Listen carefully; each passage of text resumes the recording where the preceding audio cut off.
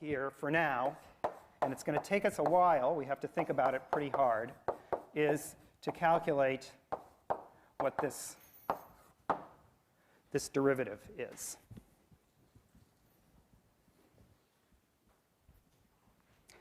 All right, so we'll get started.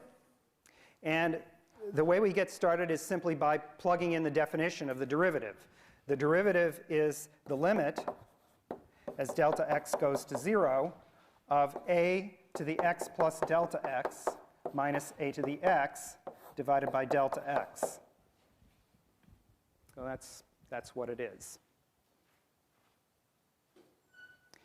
And now, the only step that we can really perform here to make this into something a little bit simpler is to use this very first rule that we have here, that the exponential of the sum is the product of the exponentials. So we have here a to the x. So what I want to use is just the property that a to the x plus delta x is equal to a to the x, a to the delta x.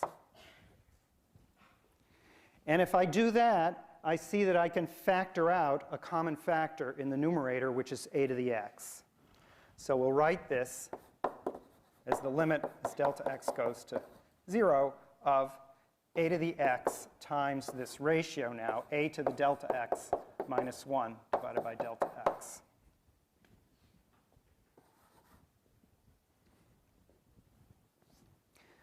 So far, so good. We're actually almost to some serious progress here.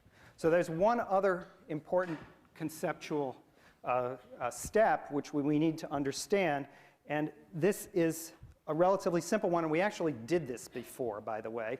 We did this with sines and cosines. The next thing I want to point out to you is that you're used to thinking of x as being the variable, and indeed, already we were discussing x as being the variable and a as being fixed. But for the purposes of this limit, there's a different variable that's moving. X is fixed, and delta x is the thing that's moving. So that means that this factor here, which is a common factor, is constant. And we can just factor out of the limit. It doesn't affect the limit at all. A constant times the limit is the same as whether we multiply before or after we take the limit. So I'm just going to factor that out. So that's my next step here, a to the x, and then I have limit delta x goes to 0 of a to the delta x minus 1 divided by delta x. All right? And so what I have here, so this was by definition the derivative, so here's d by dx of a to the x, and it's equal to this expression here. Now, I want to stare at this expression and see what it's telling us, because it's telling us as much as we can get so far without some. So first let's just look at what this says. So what it's saying is that the derivative of a to the x is a to the x times something that we don't yet know. And I'm going to call this something, this mystery number, m of a. So I'm going to make the label m of a is equal to the limit as delta x goes to 0 of a to the delta x minus 1 divided by delta x. All right, so this is a definition.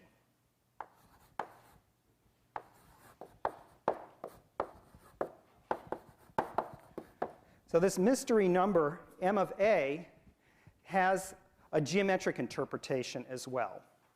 So let me describe that. It has a geometric interpretation, and it's a very, very significant number. So let's work out what it is. So first of all, let's rewrite the expression in the box using this shorthand for this number.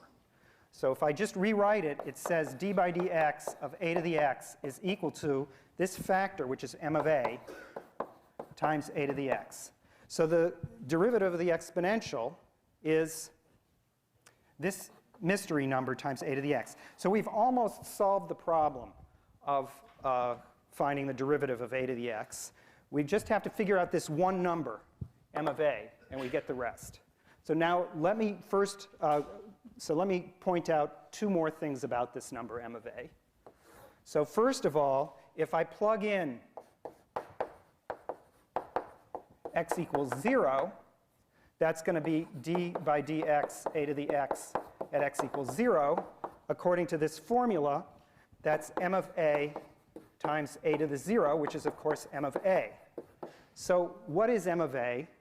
M of a is the derivative of this function at 0, so m of a is the slope of a to the x at x equals 0 of the graph of a to the x at 0. So again, over here, if you looked at the picture, I'll draw the one tangent line in here, which is this one here. And this thing has slope, what we're calling m of 2. So if I graph the function y equals 2 to the x, I'll get a certain slope here. If I graph it with a different base, I'll maybe get another slope. And what we've got so far is the following phenomenon. If we know this one number, if we know the slope at this one place, we'll be able to figure out the formula for the slope everywhere else.